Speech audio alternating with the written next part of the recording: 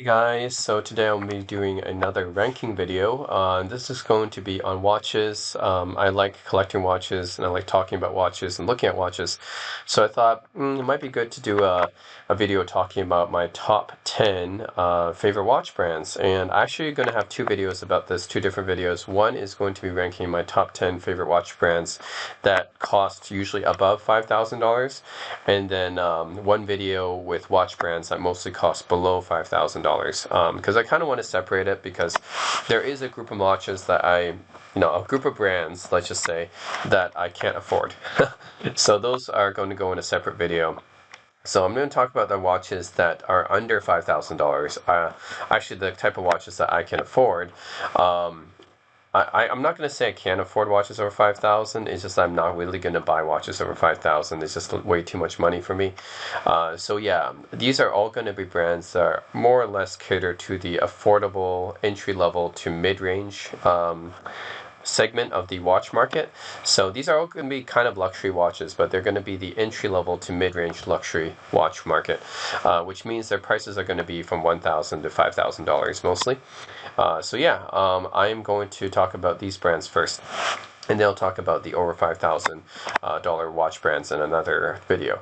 Okay, so yeah, we're going to start off here with an honorable mention, and that's going to be the Kurono Tokyo. So Kurono Tokyo is kind of like a Japanese micro brand.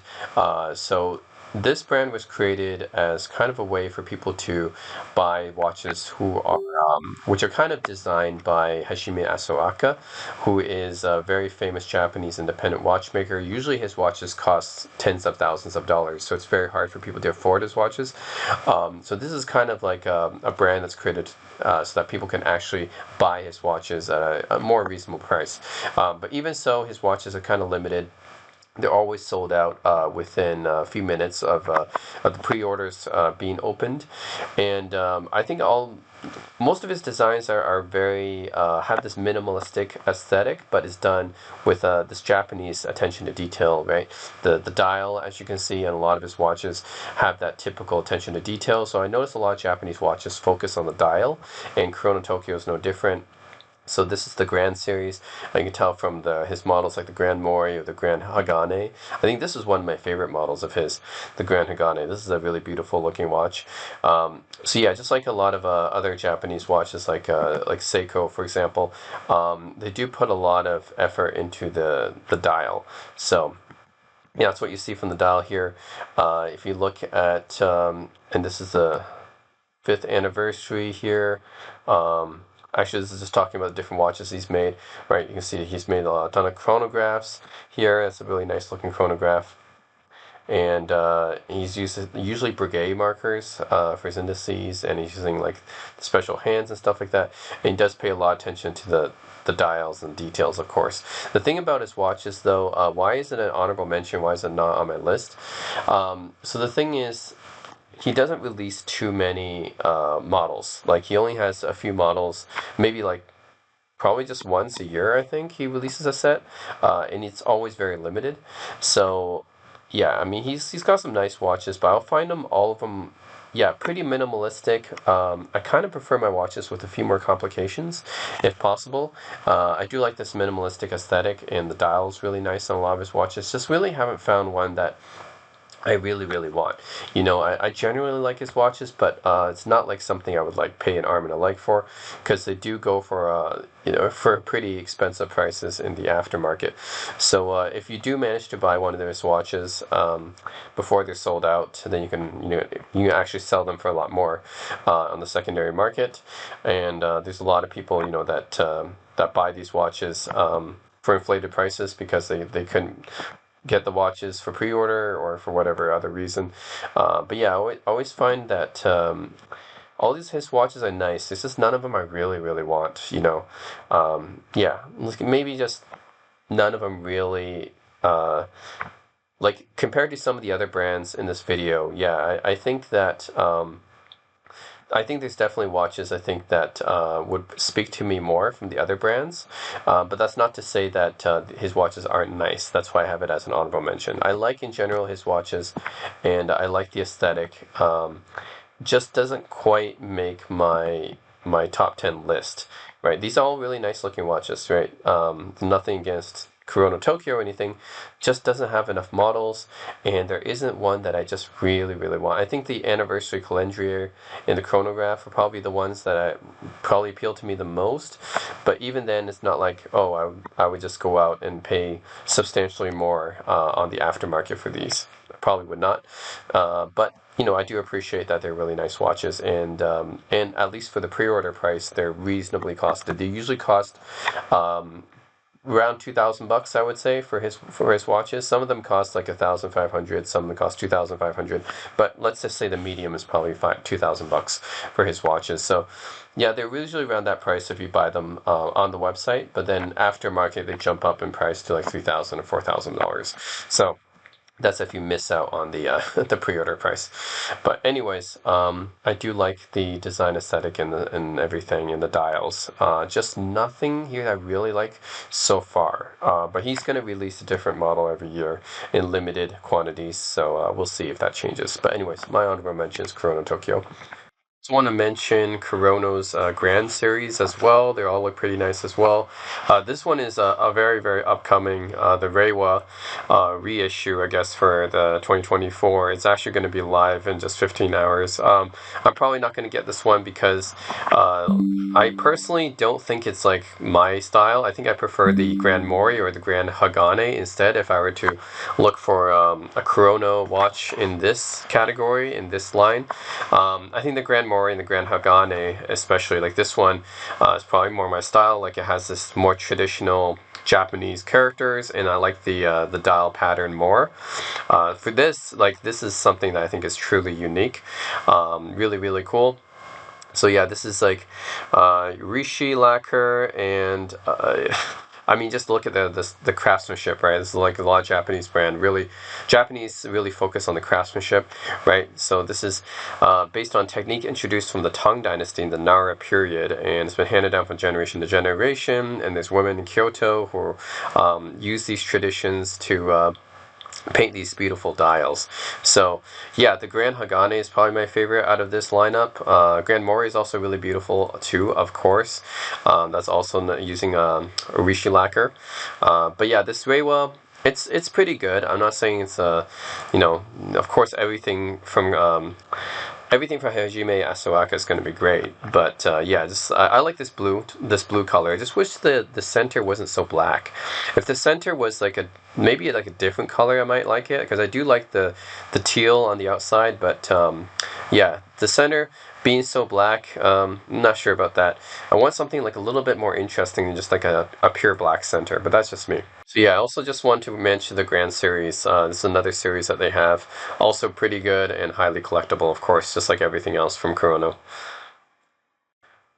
So yeah, I do respect Hajime Asuaka, so I have to have this as an honorable mention. So yeah, that's Chrono Tokyo. And next honorable mention, I know I have another honorable mention. I just have to put this as an honorable mention. It's Orient. Orient was actually my very first mechanical watch that kind of sparked my interest in watches actually. So funny enough, it was actually my brother who wanted a mechanical watch first, and then he wanted an Orient Bambino, which is probably the most popular model, and that kind of really got me interested in mechanical watches after that. So I have to credit Orient. It's not on my list because honestly, there's so many good watch brands even under $5,000. So many good watch brands. So Orient didn't quite make the list, but do have to give a shout out to it because it did spark my interest in mechanical watches, and especially their Orient Star collection. I find to be very good value for the cost. Usually Orient Stars you can find online for around $500. So around like 500, $600, you can get an Orient Star, and they're very well made. The cases is very polished, and you can see the movement and the dials are pretty nice. So yeah, it's just got to give a shout out to Orient Star. This is a Japanese brand that's been around since the 1950s, and they make all their movements in-house. So that's something as well. They have pretty much in-house movements, and yeah, like some of their watch designs are nice. So the only thing about Orient is that although it got me interested in watch collecting and mechanical watches, I view a lot of their designs now as kind of it's just a lot of their designs that just are kind of like, for me, they don't look as good as some of the other brands on this list, and maybe that's just because uh, their designs are kind of like how do I say it? It's like it looks bulky. Like a lot of Japanese watches, the thing I find is because they pay so much attention to the dials, like it looks like kind of bulky and unwieldy when I wear them. And I've owned like Orient watches before in the past. I've owned the Eminence, I've owned the Sun and Moon, both the regular and limited edition versions, and those are nice watches as a starter watch. But yeah, it's just wearing them on my wrist, they just feel kind of thick and bulky, and the designs don't quite appeal to me as much as some of the other brands on this list, which is why it's an honorable mention. But yeah, I have to mention Orient because it really did get me started in thinking about collecting mechanical watches. So, anyways, shout out to Orient. Something else I have to mention from the Orient Star lineup is their M collections. So M45, M34, M42. So M45, I mean, just look at this beautiful dial that's kind of inspired by the blackness of the galaxy, right? So that's really really cool. So that's something that maybe some people might not know about Orient, right? Because people just think of Orient, they think of affordable mechanical watches, but they make expensive mechanical watches too. Very very beautiful, expensive mechanical watches. Let's take a look at a few of these, right? These are all really nice looking mechanical watches with beautiful dials. We can take a look at all of them. This one is this black like stardust type of finish, which is really cool. So they all have these like different SKU numbers, but yeah, this one is really cool. It's inspired by the mystical Pleiades star cluster with a gray gradation. That's really cool. I haven't really seen this on many other watches or any other watch. It's really really cool. And then this one, a striking blue gradation expressing the mystical star cluster. This one also really beautiful and very cool as well. Again, don't really see this on any other watch. And also this one as well I like. It's inspired by the moon reflected on Lake Tazawa in Akita Prefecture. This one's also really really cool. And to me, actually, this, rather than the reflection of the moon, this looks to me more like a nebula, actually. I mean, to me, it looks like the sky when like with the nebulas and everything in it. So that's really cool. It has even though it says it's inspired by the moon reflected on the lake, it actually looks to me more like a nebula in the sky. So that's really really cool. So had to mention these models from Orient Star. So these ones are pretty expensive. They're like $4,000. So, just to hide away the notion, tell you guys that Orient doesn't just make very affordable watches. I mean, they do, but they also make some pretty expensive ones as well. We can take a look at some of these ones too. These are the M34s. They have some skeleton designs, which to me are not quite as interesting. We can take a look at these more interesting ones. So, yeah, this one. This one is yeah, this one has a very, very cool hand-carved pattern depicting Perseid meteor showers, which to me, like, that's kind of, I'm not sure if there's meteor showers or not. It looked to me more like clouds. So it has kind of like a cloud pattern on it, which is really, really cool. Nonetheless, right, it's really cool. I'm just not sure if that looks like meteor showers. To me, this looks like more like clouds. So anyways, that's pretty cool. This one is also depicting Perseid meteor showers, but with a blue color depicting the night sky. This to me, instead of meteor showers, it depicts more like the ocean to me because it's blue. It could depict the night sky as well. But yeah, to me this is also a very, very interesting pattern as well. So again, not something I find on many other watches. This might be something you see on a Grand Seiko, right? But this is still much cheaper than a Grand Seiko. So yeah, this is still like more affordable than Grand Seiko. So yeah, this will still be like maybe $3,000, $2,500, $3,000 around that price. Still much cheaper than Grand Seiko, but it's a pattern you might see on a Grand Seiko. And we can take a look at the M42 as well, which is more like These are more like diver watches. So yeah, these are more diver designs. To me, not quite as interesting, but yeah, take it. This is probably the most interesting out of those three. Yeah, it has like this kind of green dial here that reminds me of the ocean. So I think this is a pretty cool dial. But yeah, I think the ones inspired by the star clusters are really really cool. So just have to mention their M collections. All their M collections are really really nice, especially the M45 stuff. Yeah, these ones. Oh man, yeah. These are pretty expensive, but they do look really, really nice. All right, so now we're going to start off with the actual list. So number 10 is going to be Seiko. So Seiko is in the number 10 spot, which might surprise a lot of you guys because Seiko is a very well-renowned Japanese brand. And this is just the regular Seiko watches. I'm not talking about Grand Seiko or anything. This is just the regular Seiko lineup. But in particular, Seiko Presage is one I want to talk about. Seiko Presage is almost like the tier right underneath Grand Seiko, I would say. They're usually around 1,000 to 2,000 bucks. And Seiko Presage does have some nice models.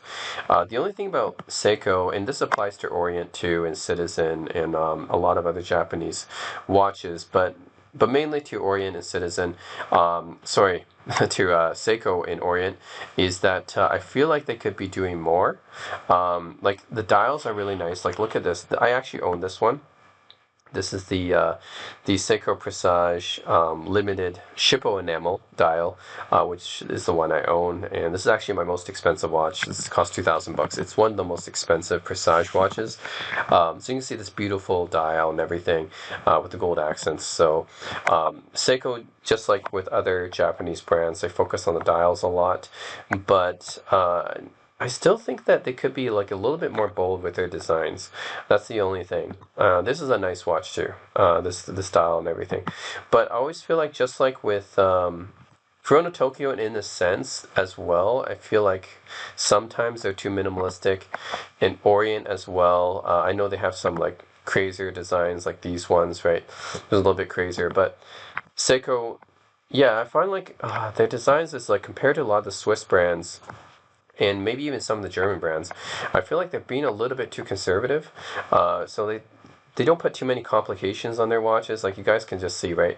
The most that they get is maybe they might have a date complication, or they might have like a power reserve, or they have like a heartbeat movement. But that's really all they do. And honestly, a lot of the Seiko designs is I don't really like the design as much itself as the dial. The dial is the main thing that attracts me to a lot of Seiko watches. Just like for a lot of Japanese watches, I think the dial is what gets me. And this applies to Grand Seiko as well, and in Kurono, really all these other Japanese brands. Is the dial is the really the coolest thing about them. The actual design itself, I don't know, it's kind of bland. So so yeah, like these two, this one and this one probably this is might be the Seiko's most um, bold designs, because this is actually a pretty cool design. It reminds me of a Breguet. But yeah, usually Seiko doesn't make these kind of designs. Like the vast majority of their watches are just kind of nah.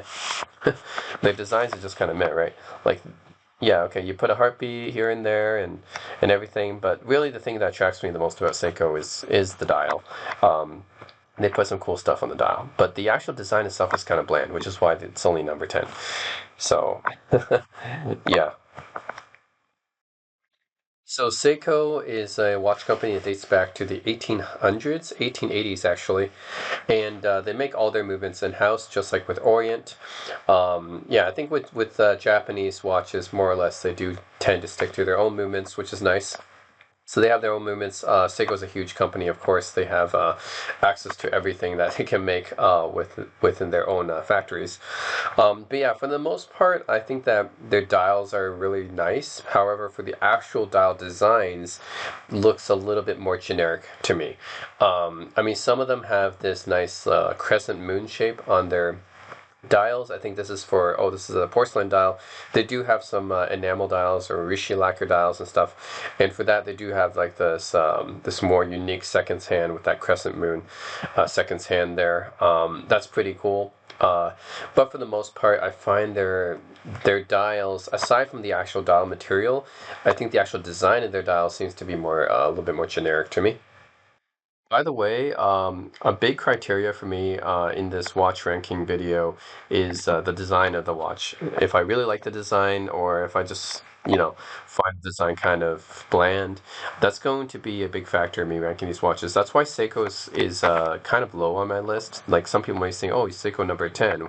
What are you crazy?" Right? Like Seiko is one of the best value watches you can get. Yeah, I understand that. Orient's not on, not even on my list as an honorable mention. I know for value, I mean, these watches are great value, but I'm talking from the standpoint of how much do I actually like their design, and yeah, Seiko just it just feels like their design is a little bit too conservative for me sometimes. I like their dial, but their actual design itself, I think the other brands on this list have a more interesting design. So that's why I stick with number 10. And number 9, we're going to go to actually Swiss company here, Raymond Weil.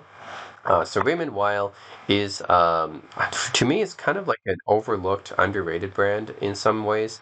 I know that's kind of absurd because Raymond Weil does sell a lot of watches, but I think amongst the watch enthusiast circle, they don't really respect Raymond Weil, and the reason I think is because of the name. It is kind of the fact that they sell quartz watches, but I mean a lot of these brands sell quartz watches actually in this video. It's actually the name, I think, because Raven Wild just sounds like a designer brand, and it's not. Like, I know it sounds like a Michael Kors or a Kenneth Cole or Marc Jacobs. It sounds like one of these, like Calvin Klein. One of these designer brands. But actually, it's not. It's a pretty legit Swiss watchmaker. So Raymond Weil actually was founded by a guy called Raymond Weil in Geneva in the 1970s, in the middle of the quartz crisis, and he started making these mechanical watches, and they've been making them ever since. It's a family-run company, actually, so it has a legit like history behind it in watchmaking. It's not actually a designer brand, and I know like the name sounds like it, but I think that's why watch enthusiasts kind of dismiss it, and they really shouldn't because Raymond Weil does have some nice designs. I do have a watch from Raymond Weil. It's actually a tribute to the Beatles, and this is another reason I like Raymond Weil is because they do a lot of collaborations with musical acts, and I'm a musician, so that's why another reason I like it. But yeah, I mean a lot of these designs are pretty cool to me. So look at this one, Freelancer Besqua Special Edition. Okay, yeah, I mean it's a pretty interesting watch. It's not a watch that's for everyone for sure, but it's pretty interesting, right? It's a pretty bold design. Again, like going back to the Japanese watches, I don't think a Japanese watch would do something like that. But you see, like Swiss watches, they're a bit more bold when it comes to design compared to Japanese watches. I always really do like these freelancer skeletons. I think they're pretty cool as well. They do have like more, like this is more of a square shape, so they do have other shapes. I think this is actually Raven Well's kind of patented. Um, their little heartbeat movement here is kind of unique to them. They have the balance wheel right in the middle, in the 6 o'clock position, and I don't really see many other brands have that. Usually, if you see a heartbeat, it's going to be like up here, like in the upper left, or even maybe on the left position. Um, it will be in other spots, but I think Raymond Weil is the only watch brand I've seen at this price point that has the balance wheel kind of in the middle of the 6 o'clock position. That's kind of really unique to them. And the semi-skeletal movement's pretty cool. Most of their watches is around 2,000 or below, so they're mostly affordable. So this is a entry level luxury we're talking about here, and I find like the design's pretty nice. They're really nice for that classy design. So a lot of their watches kind of compete with Frederic Constant when you're talking about the classiness. But they have other collections too. So they did like collaborations with the Beatles. That's the one I have. Jimi Hendrix, AC/DC, David Bowie, Bob Marley. Like they did collaborations with all these musical acts. So that's part of the reason I like Raymond Weil. They do have a lot of these really cool collaborations. Now, whether or not it actually, looks good is up to you.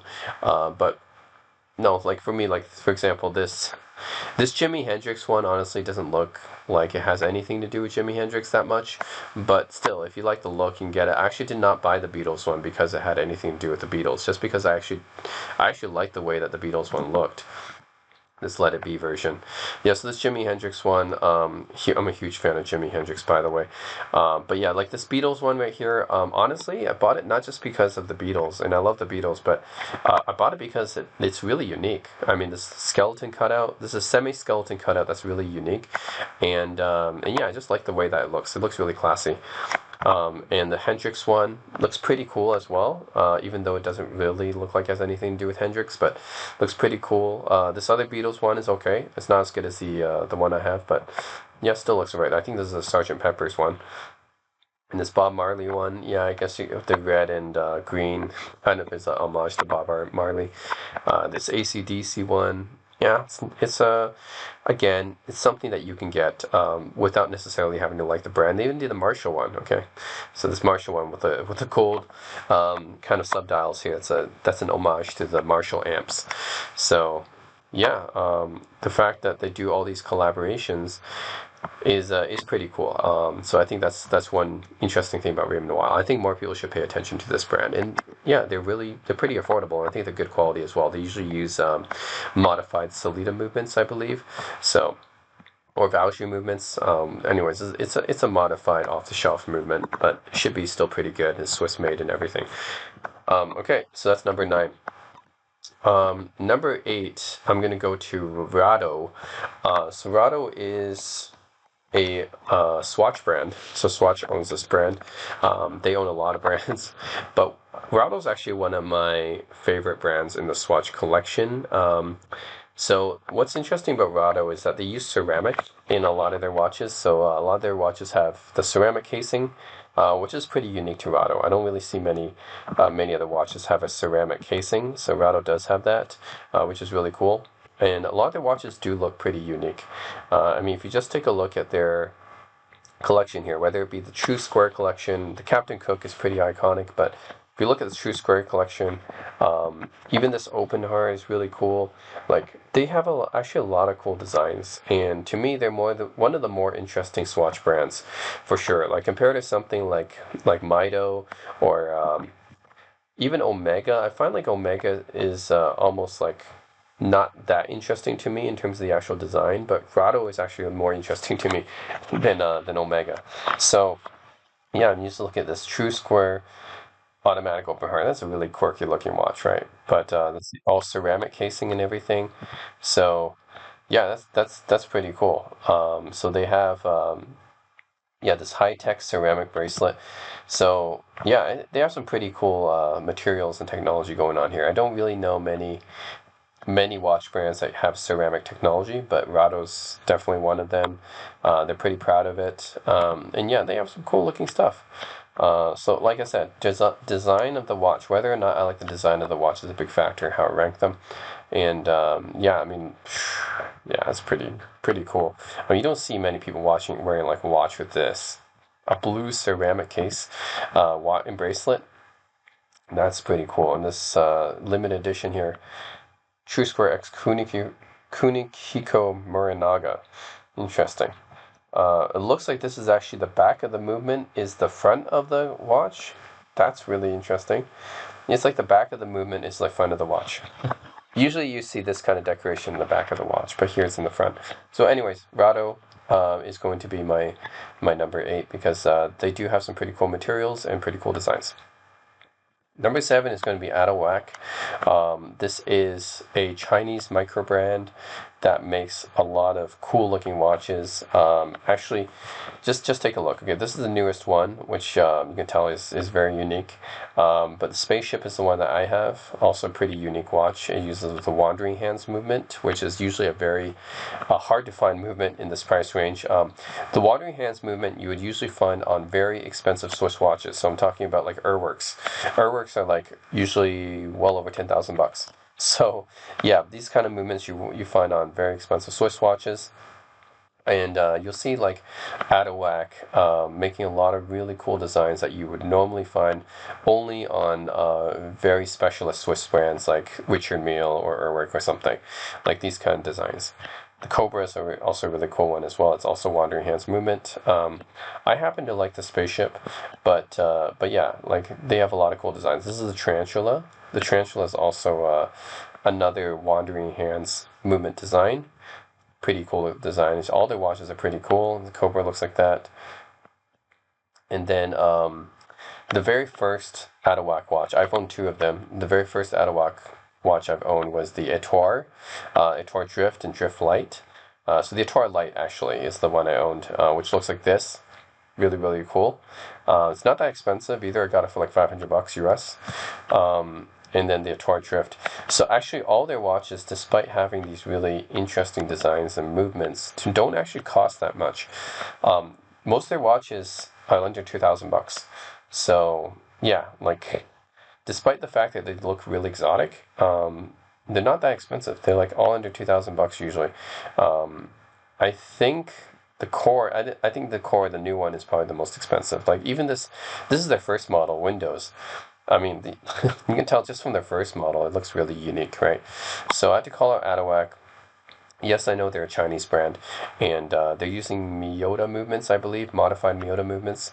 But still, I think they're a pretty nice brand if you want to have these exotic looking designs and within reach. So normally, if you want to have these designs, you have to pay a lot of money, like tens of thousands of dollars for like a Jacob & Co. or Richard Mille or like a Urwerk. But hey, like Adawak, I'm really glad they exist, because if you want to have a really unique looking design and watch, like now it's really within most people's budget, because yeah, most of these watches cost under $2,000. So yeah, I consider that a really good deal for this kind of design and movement. It's really hard to find like something like a Wandering Hands movement. Anything like $2,000 is kind of a crazy price to pay for that. They don't have any tourbillons like Sujes or other Chinese brands might have, but still, I consider this unique movement to be worth it. So yeah, just Adawak's one of my favorite brands, and I had to put it on this list just because they make this normally unaffordable stuff affordable. All right, so that is going to be my number 7. All right, so number 6 on this list is going to be Casio Oceanus. So Casio is a very popular, well-known watch brand. I'm sure everyone knows about Casio, right? It's a Japanese brand. Most people know about their digital watches, especially the G-Shock. But I'm going to talk about the Oceanus, which is their analog watch brand. They're not mechanical. They're actually quartz-powered, but they look really, really cool. And they compete, I would say, in the $2,000 price range. So mostly $1,000 to $2,000, as you can see from the prices here. But all their watches, Oceanus watches, are really cool as well. So they are quartz powered, but they do have a lot of features. So we can take a look at some of their watches. So this is the OCW S7000. What you see on all their Oceanus watches is that they have a lot of like subdials, because they have the quartz movement is powered by battery, right? So you don't need to worry about setting it or anything like that, but it's actually got like GPS and Bluetooth capability as well. So you'll compare it with your smartphone, and wherever you travel to, it'll automatically set the world time, you'll automatically set the day, the date, and everything. You don't need to worry about that. So it's solar powered, and it's also got like GPS functionality. It's got a lot of technology built in it. So yeah, made in Japan, stable solar power, and also I think you'll notice one of the main things, actually, the main thing I noticed about the Casio Oceanus watches is the bezel. So they put some really unique stuff. They do some really unique things on the bezel here. This is the only watch brand I know that does unique things to the bezel like this. If you know of any others, let me know. But so far, I think the Casio Oceanus is the only one that does this. So the OCW S6000, I actually bought this watch before I returned it. Unfortunately, because I didn't want to spend this much money on a watch. But yeah, this is a really beautiful looking watch. I actually saw it in person. This watch bezel here is, yeah, it's like, the picture says it's inspired by the waves. Yeah, it's inspired by the waves of the sea. It's a really beautiful bezel. So gorgeous looking bezel, and you have the gold accents and everything. Just a really beautiful looking watch. And Casio Oceanus, I think, is the only brand that does the stuff with the bezel. Here's their most, I think this is their most expensive one, 2,700. I think this is probably like their most expensive watch, but I mean, look at the bezel here. Like the amount of craftsmanship it takes to make this kind of bezel. So it's hand cut by Jewel Polish. That's hand cut to reflect light, like the sparkle to sea. Um, Made by Japanese craftsmen, of course. Usually limited edition as well. 24 facet cuts on the thick sapphire crystal, and then they use gradation vapor deposition for the color. Like, man, there's a lot of craftsmanship going on here. So I know it's a quartz watch. $2,700 is a lot of money to pay for a quartz watch, but I mean, yeah, this is a work of art. So I think this for the money, I think it's worth it. It's a work of art. Yeah, very, very beautiful looking bezel. And I think that's actually the main reason why I have Casio Oceanus high on this list is because it has the very unique bezels that I don't think any other watch brand really pays attention to or does anything about. So I don't know why. Like I think more watch brands should pay attention to the bezel, doing something like this. This is like very high craftsmanship. But I guess that's what Japanese is, right? They focus on the craftsmanship, which is why I think their watches focus on stuff like the dials and the bezels. But yeah, like instead of just putting in a bunch of complications, the reason why it isn't higher is because I actually think the dial is a bit too busy for me, and all their watches have like this busy dial. I really wish they would make a watch model with just like this bezel and like a more minimalistic interface. Like just have no subdials or just one subdial, and then have this bezel. And I think that would be good. Like remember how I said like, oh, okay, because like the Seiko stuff and the Chrono Tokyo, like a little bit too minimalistic sometimes. I know this is kind of like the more complicated stuff, but this is chronographs, right? This is like the most complicated they go. I'm talking about like, for example, going back to their Grand Urushi Aoyama's. Yeah, going back to this collection. This is a very minimalistic collection. It's basically you would buy it just for the dial. It doesn't even have indices. So you buy it just for the dial, right? But this is a little bit too minimalistic for me. I like the dial, but come on. I mean, you should put more on this watch here. It's a little bit too minimalistic. So, not that minimalistic, but then Casio Oceanus is like the opposite, where it's like you put too much stuff on the dial. So, yeah, I think if you just have like one subdial or even two, say it's a chronograph. Yeah, have two subdials is okay, but three is a little bit too much for me. A little bit too busy looking. I don't like dials that are too busy looking, which is why I don't like having chronographs too much. If the chronographs have three subdials on them, that's a little bit too busy for me. But I love the bezel design, so yeah, that's why it's here, just outside of my top five. Yeah, if Casio Oceanus made a design that had this bezel, but had like a less busier looking dial, then I would go for it for sure. I wouldn't even mind paying over $2,000. Like, man, just get rid of some of those dials because it looks a little bit too busy. And all their designs have this. They just all have the three dials, the three sub dials. Like a little bit too busy for me. Anyways, that's Casio Oceanus at my number six. Yeah. I really wish they would make like a more minimalistic model, but with the bezels. All right, number five, Baume and Mercier. Baume and Mercier is a Swiss brand going back to the 1800s. So Baume and Mercier, I would say this brand is very similar to Frederic Constant in a way because they're pretty much focused on the dress watch segment, and I really do love Baume and Mercier's dress watch designs. I mean, yeah, these watch designs are just beautiful. Very, very beautiful. So, like, look at this Clifton right here. I do like their Clifton a lot. And you can take a look at this one as well. This one does have a lot of subdials, but I like these subdials better than that Oceanus one because, yeah, it's a little bit more simplistic. Okay, so this Clifton, right, has a nice little day indicator here, and it's moon phase with a day. This day selection here is done by Frederic Constant as well, and a lot of other watch brands. So I think it's pretty nice the way that they do this day indicator here.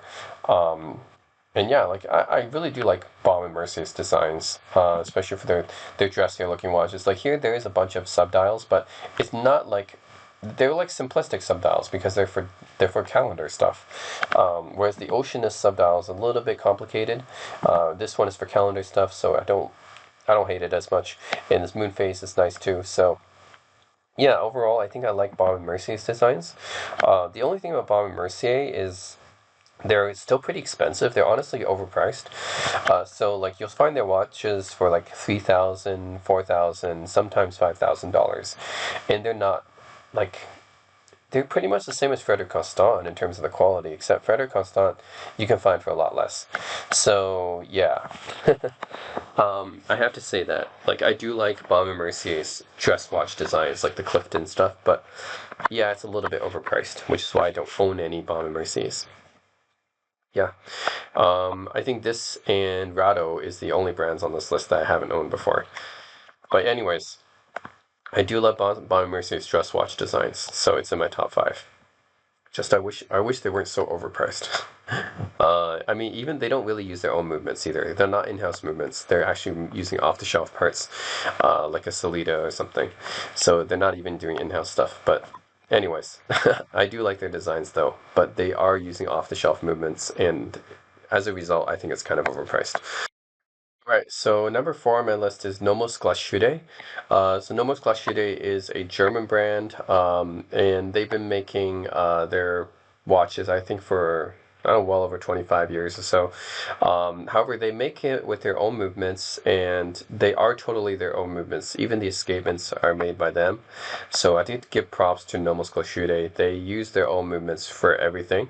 Like you don't really see any off-the-shelf parts for them. So yeah, that's something I have to give credit to them. They made yeah completely their own movements. They don't rely on Swiss movements anymore. Some other German brands still rely on Swiss movements. That's the thing, but Nomos is completely independent in that sense. And this is the most popular designs right here. I actually own the Tetra, which is it's a very square watch. It's a perfectly square watch, and I think that's what attracted me to it. Is that when you see like other square watches, like say like a Cartier tank or something, it's not perfectly square, but a Tetra is actually perfectly square. So yeah, it's really interesting. Anyways, what makes Nomos really famous is their very minimalistic design.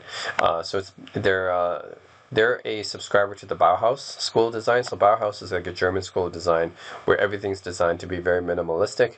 And if you were looking for that minimalistic look, then Nomos is very good for that.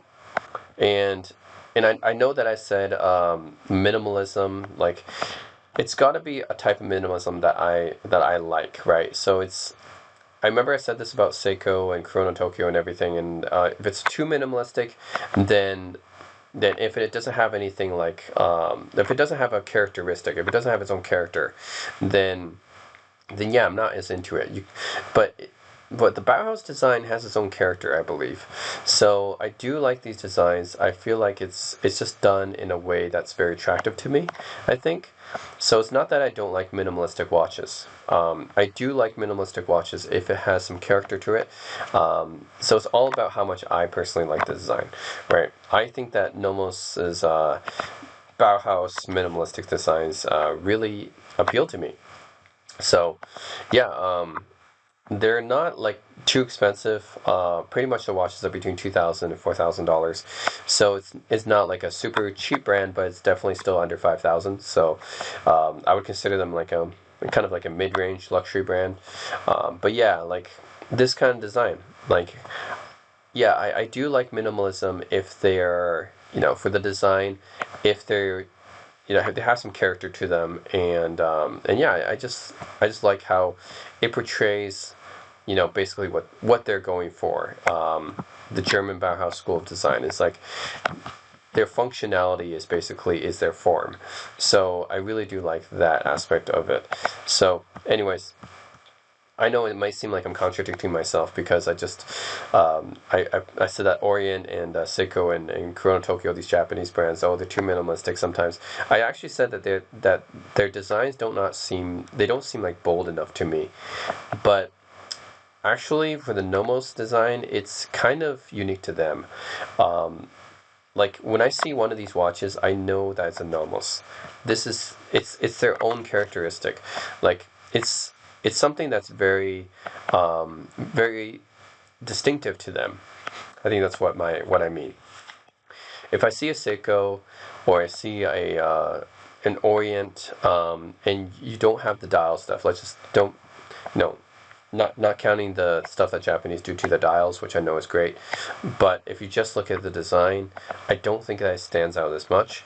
Let's go back to that Orient stuff. Okay, let's take a look at one of these dials. I don't like just this dial as much. I mean, just like the design of the dial. Yeah, I don't like just the design of the dial because it's very bland to me, right? This design of the dial, if yeah, like it's just kind of bland, right? So it's minimalistic, but it's bland.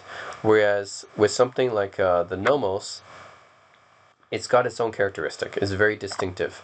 I will look at this watch, and even if I didn't know it's a Nomos, I can tell it's a Nomos just from the design of it. So that's how this minimalism appeals to me.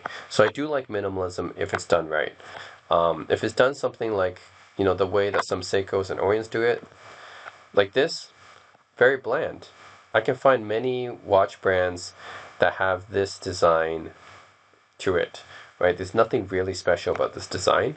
It's just, okay, some Seikos, Orients, and Chronos more so actually that have the unique dial color or something like that. But if you're not to look at the dial color and the material of the dial, if you just like focus on the design of the dial, then it's nothing special to me, right? That Seiko Presage is nothing special to me.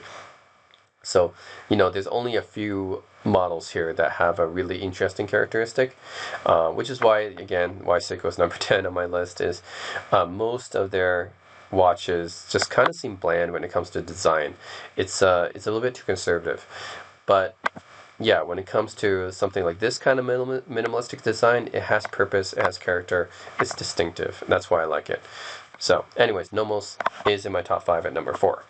Number 3 is also going to be another brand that's German and another one that's known for minimalistic Bauhaus design. That's Junghans. Junghans has been around since the 1800s, so they got more history than Nomos. And they're also competing against Nomos in pretty much the same price point. Also, most of their watches are going to be around $2,000, $3,000 sometimes. So it's really competing with Nomos and also in the Bauhaus aesthetic. You can see their watches also have kind of the similar aesthetic. Actually, they're probably most well known for their Max Bills. So we can take a look at their Max Bill collection. Yeah, the Max Bill collection. Who Max Bill was a Bauhaus designer, by the way. So we can take a look at this one. Yeah, this is very, very minimalistic. But again, if you guys know what I mean, this is a very distinctive minimalism with character. So it's a different kind of minimalism than the Japanese kind, which I think is kind of bland. But this minimalism has character to it. So look at the whole Junghans Max Bill collection. Yeah, this is all like designed by a Bauhaus designer named Max Bill, and yeah, I mean all of these watches, they have character to them. So the only thing about Junghans is that they do not use their own movements. So it's not like Nomos. Nomos uses their own movements. Junghans uses an off-the-shelf movement. I think it's a Solita or something. But yeah, they don't have their own movements, which is kind of a shame. However, I do put them above Nomos because I actually like the design of Junghans a bit better. Junghans has more; they have more designs than Nomos. Like this type of design is done to almost an extreme by Nomos. If you look at Nomos's offerings, you can tell that they're very extreme about this Bauhaus design. Junghans, they have the Bauhaus type design, but it's not as extreme as Nomos. So yeah, it doesn't have that flat characteristic. Whereas the Gnomos, you see like all their watches have this very flat, simplistic characteristic to them. That's not the case with Junghans because they have these domed watches, which yeah, it has the kind of minimalistic design, but it's not as extreme as Nomos is. So yeah, I like this one. I like even though this has 3 subdials, I mean they still managed to make it look like kind of minimalistic, like minimalistic. And I have the Meister calendar, which, dude, this is actually a chronoscope. This actually would not be my first choice because it's still a little bit, the dial's a bit busy for me. But, yeah, if we go down, let's see if we can, oh no, these are all chronoscopes. Yeah, I had the Meister calendar, which actually fits a lot into the dial. So, yeah, for some reason I don't see it here. For some reason I don't see it here. Oh, wait a minute. Maybe it's, yeah. Oh, they even have pilot watches here. But anyways, oh, this world timer is actually really cool. Let's take a look at that one. That's actually what I mean when I talk about Yunhan's designs. I really do like how minimalistic they are, but they still manage to pack a lot of functionality. Like this is a good example. I love this world timer design. Okay, so they designed this world timer, which is a complication, a kind of a design that requires a lot of, I know, a lot of complicated design elements, right? So usually when you see a world timer for other brands, they put a lot of stuff around the dial. But for Yunhan's, they make this look really minimalistic, which is what I really like. Yeah, they make it look minimalistic even though it's kind of like a design that requires it to be complicated, you know? Like a world timer, like this is like inherently a complicated design, but Yunhan's makes it look minimalistic somehow, and they managed to make it work. So yeah, I really love this world timer design here. If I didn't have my Oris GMT, I'd probably go for this one. And Oris is another brand that just kind of missed this list, by the way. They actually kind of changed up their collections. I don't like it as much, but yeah, if I didn't have my Oris GMT, I'd probably go for this as a world timer watch, like as a dual time zone watch. This is pretty cool. Like they managed to fit so many cities onto here and managed to keep the minimalism going. Yeah. So anyways, I like Yunhan's minimalistic designs. So a little bit more than Nomos's actually. So that's why they're ahead. All right, number 2 on my list is Hamilton.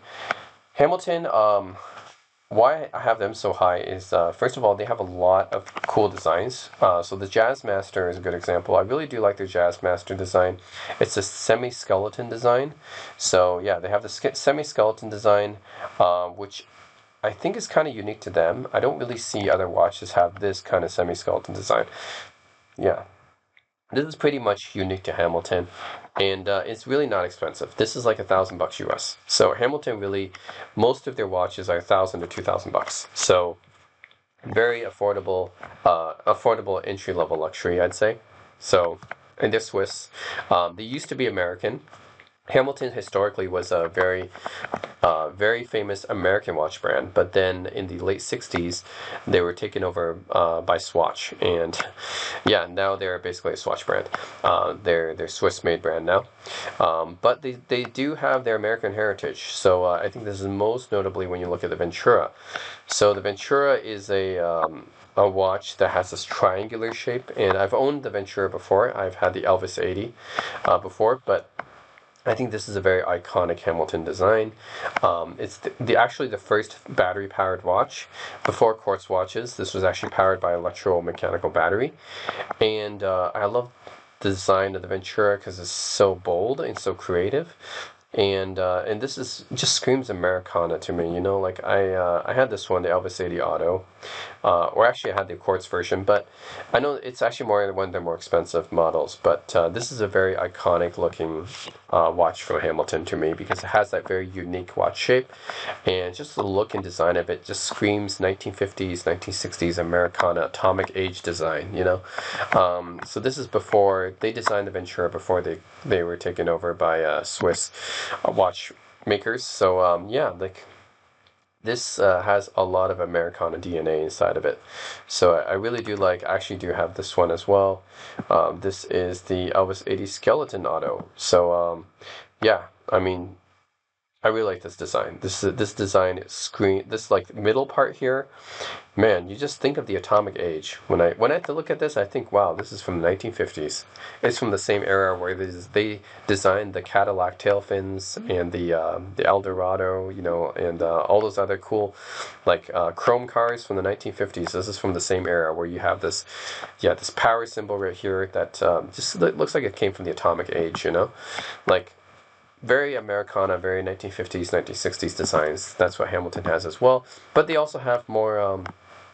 They have more contemporary designs as well. They have classic vintage designs. Like this is a pretty iconic design too. The Pulsar, I think it was, is one of the first digital watches on the market. I think this was worn by James Bond in one of the movies.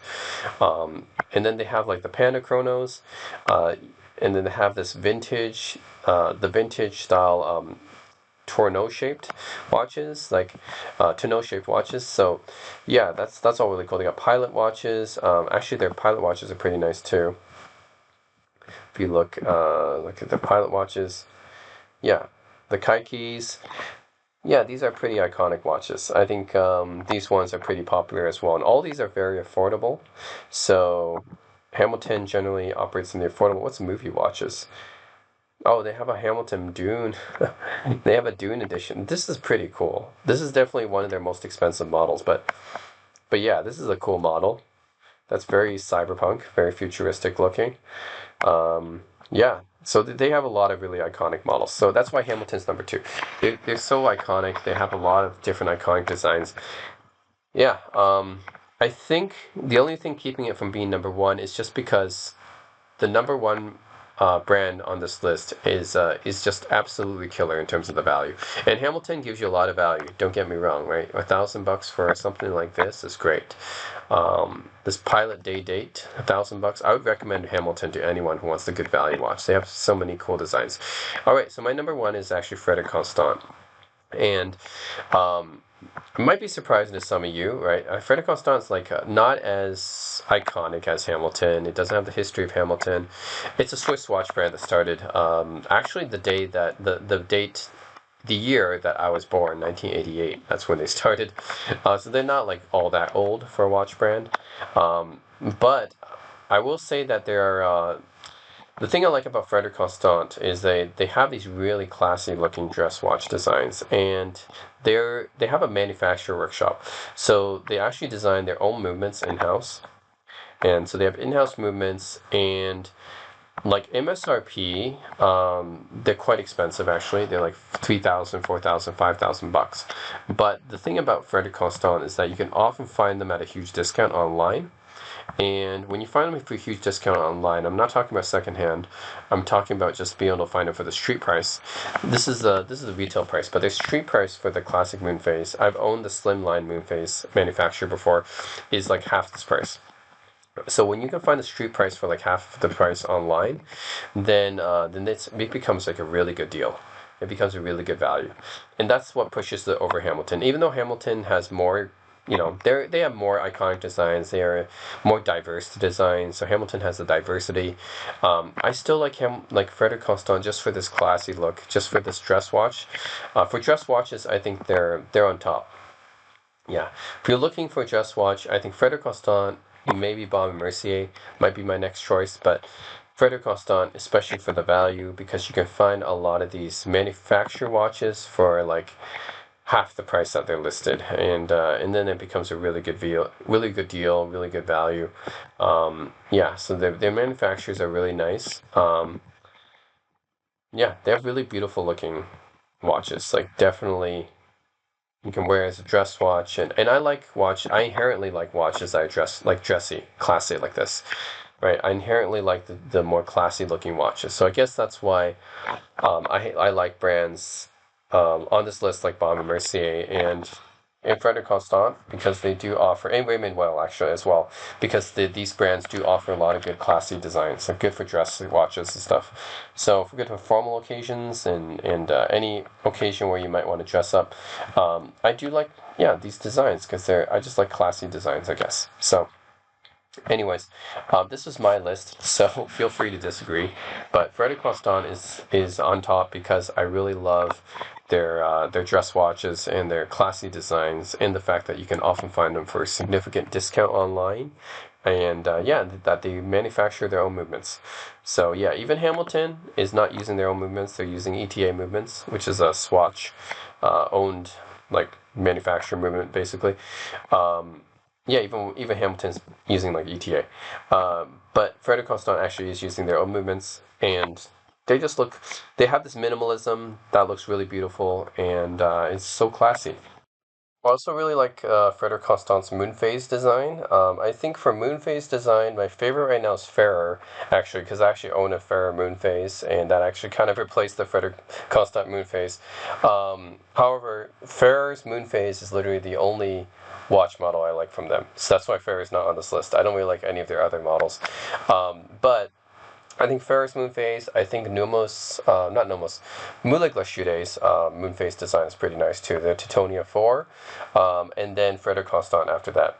I think for moon phase designs, my favorite would be Ferrer, which is a British micro brand, for those of you guys who don't know, and then Mulik Lashude, which is a German brand, and then Freder Constant. So yeah, I think the moon phase is probably another reason I like Freder Constant. They do have them in a lot of models. Some of them come with a heartbeat movement as well, which I think Freder Constant's heartbeat's also done pretty well as well. And yeah, I think the moon phase is done pretty well. So I think I actually owned two of their moon phases before. One with a gold casing and a white dial, and then one with a silver case and a blue dial, like you see here. So speaking of world timers, I also like the Freder Constant world timer as well. I think this is a pretty nice looking one. You do have a kind of like a map right here in the middle, and then all the different cities, and then you also have the date. So yeah, that does pack a lot into one dial. Definitely, it's a more busy dial compared to something like the Yunhans, which we just saw. Right, the Yunhans is more simplistic. That's the ethos of the design of the Yunhans. They just make everything a little bit more minimalistic looking. Even something as the concept as complicated as a world timer, they managed to fit it into something like this in a minimalist way. Freder Constant, the dial is definitely more busy looking than the Yunhans, but I still like it, even though it's busier. I do like the little map on the center here. That definitely makes it stand out, something that's more unique. So yeah, and this one also, just like other Freder Constants, goes on sale a lot. You can easily find it at a discount. So yeah, I think overall, Freder Constant, they make a lot of nice looking watches. I also like the little onion crown here as well. So, yeah, in general, I do like their design. All their their watches look really classy and more luxurious than their price would indicate, actually. So, I mean, this is pretty expensive, but again, you can usually find it at a discount. And then when you do, you're basically getting a watch that's getting you a lot of value, a lot of workmanship, high quality. Never heard anyone say there's anything bad about the quality of Freder Constant watches, and their movements are actually nicely decorated as well. If you look at the back, yeah, they usually have decorate their movements pretty well. This is the FC 700. I actually had the FC 705, I think. So anyways, yeah, their movements tend to be pretty well decorated, especially if you can get them at the cheaper price. So yeah, I highly recommend Freder Constant to anyone who's looking for a nice, luxurious looking watch without necessarily paying a luxury price for it. And yeah, it's having the nice movement decorations that you normally find on much more expensive watches. Right. We can take a look at FC's collection here. So they like I like pretty much most of their watches, their designs. They're really classy looking. Even something like this, only it's $1,000. It's one of their more affordable options, but I still like how it looks, especially the moon phase. I really do like the moon phase on a lot of FC's watches. I think they do an amazing job on the moon phase. There's only a few other brands I would take the moon phase over in this price range. Ferrer being one of them, and probably if you go a little bit higher up, Mulik Lashude.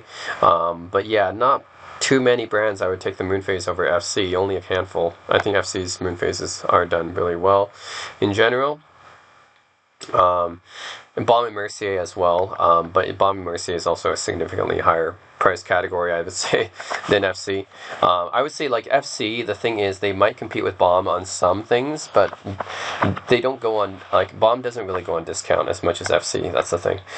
Even the certified COSC chronometer here is pretty nice. It has like a kind of glow pattern on here on the dial, very textured, and it's COSC certified, which is nice. This texture on this dial here reminds me of the Tissot PRX. Also some Japanese dials, like some Seiko dials, might have this kind of pattern. Or some Alpine dials. So that's pretty cool. So this is another COSC with a heartbeat. I don't particularly like FC's heartbeat. I think the heartbeat movement is one thing that they could do better. It doesn't really look that great. For heartbeats, yeah, I actually think Raymond Whale does a better heartbeat than FC. I have a Raymond Whale heartbeat, but yeah, I think that FC's heartbeat movement isn't quite as nice as Raymond Whale's, but I do like their moon phase. I mean, this beautiful moon phase, right? But their heartbeat isn't quite as good. Yeah, so the slimline moon phase, I really like those ones. We talked about that before.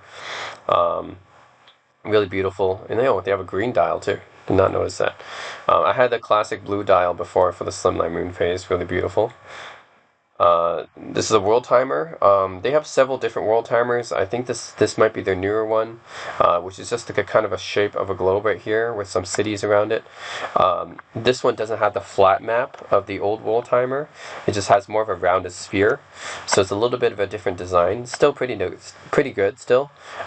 Very compact. I think it's more compact looking than their previous world timer. Their previous world timer with the spread out map, it's a little bit more busy, but this one is a little bit more compact, almost like the Yunhan's world timer that you guys saw, but it's still a little bit busier than that. This is the flatter one that I'm used to. Like this one, the flatter map. It's more busier, but also stands out more. So if you guys really want to compare these two, and the world timers are some of my favorites, FC2, and this is a really beautiful one. We can take a look at that. Love that one as well. They have a cheaper option, of course, that doesn't have the rose gold. They have a perpetual calendar. We can take a look at that. That's probably one of their most expensive models. Yeah, like this one's almost $10,000. That's one of their most expensive models. Then you got the Slimline monolithic, which is I think pretty cool as well. Then they have tourbillons. Oh yeah, sorry, my bad. The tourbillons are going to be the most expensive. My bad. But perpetual calendars and tourbillons, they do them both, which tells you that FC definitely has a lot of cred as an actual watch manufacturer. So yeah, this is a classic world timer here. So this one looks pretty good. It is a busy dial, but it does have that spread out map, so it does stand out a little bit more. But it's busy. This is their newer one, I think, is not quite as busy. It's more compact looking. And yeah, it's more of like a simpler design. Doesn't stand out quite as much, but it's a more compact design compared to their map version. Then they have the Power Reserve Day Date here. This is a pretty expensive one, because it's actual rose gold, I think, and they have a German style, like an Elonge style date marker right here, so that's pretty cool. And then a moon phase, of course, which is classic for them. The perpetual calendar, the perpetual calendar is basically the most complex calendar watch you can get. So they have everything, right? They have the day right here, the date, the month, and they have leap years. So there's a perpetual calendar adds leap years in as well. So really the most complex calendar complication that you can get in a watch is a perpetual calendar with the leap years added. Then they have the Slimline monolithic, which yeah, this has like some kind of this is a heartbeat movement, I think, something like that. Sorry, my bad. This is not a heartbeat or a tourbillon. It's actually something very, very unique to what Frederic Constant did here. So what they did is apparently they replaced the 26 components of their regular watch with a single component fitted with 2 regulation weights, and this is a monolithic oscillator. So yeah, so traditional mechanical movements operate at a frequency of 28,800 vibrations per hour. This monolithic oscillator operates at 288,000 vibrations per hour. That's pretty cool. So yeah, this is something very, very unique that Frederic Constant did. I don't think any other watchmaker I know of has done something like this. So this is very, very cool. Yeah, so that's just something unique to what Frederic Constant did. So this is not a heartbeat, it is not a tourbillon, it is just something kind of unique entirely. So they made this monolithic oscillator that it beats more than any other watch. So 288,000 beats per hour. Yeah. So it's just something unique I haven't seen other watchmakers do. So yeah, something like this. So the beats at 40 hertz. So that's pretty cool. And it's all mechanical, right? It's not quartz or anything. So it's just something unique that Frederic Constant did. So that's really cool that they have something like this. Limited edition too. Yeah, it actually reminds me of what Seiko did, or Grand Seiko did with the spring drive, except that one is tied to quartz, whereas Frederic Constant replaced the mainspring with an oscillator, a new silicon oscillator that's not reliant on quartz in any way. It's a pure mechanical mechanism. So props to Frederic Constant for this. Other than Grand Seiko, I don't know any other manufacturer that has even attempted to do something like this. So yeah, that's amazing. Yeah, that's an interesting one they have there, but it's not a tourbillon. This is their tourbillon, right? Yeah, so they actually have a classic tourbillon here. So yeah, and this is a very beautiful tourbillon. So it goes to show, right? Like FC can make pretty affordable stuff at like around $1,000, and then go all the way up to $15,000 for the tourbillons. So they really have the entire range, and I really do love that they do cater to everyone from the affordable segment all the way to the very high end. This is competing with the very high end Swiss brands, right? So, well, I wouldn't say it exactly competes with Vacheron. I think Vacheron's still going to be quite a bit higher for their tourbillons, but yeah, still, I mean, you're competing in the pretty high end when you're talking about 15,000. So, anyways, Frederic Constant, one of my favorite watch brands. So that's why they're number one. Yeah, so they make their own tourbillon. They made their own oscillator. They're a manufacturer, which means they did everything in-house. They have in-house movements and everything. So yeah, Frederic Constant, it is a legit watchmaker. Okay, so yeah, part of the reason why they're number one. I love them so much. They're one of my favorite watchmakers. Designs are really nice. They got a lot of cred as a watchmaker. Yeah, and overall, I think they make a huge range of watches for everyone. So that's part of the reason why I have them on top here. So, anyways, that's my top 10 watch brands under $5,000. Then I'll do another video after this that's going to be my top 10 favorite watch brands over 1,000. So stay tuned for that one. Let me know what you guys think of my list. And yeah, see you guys. As always, thanks for watching.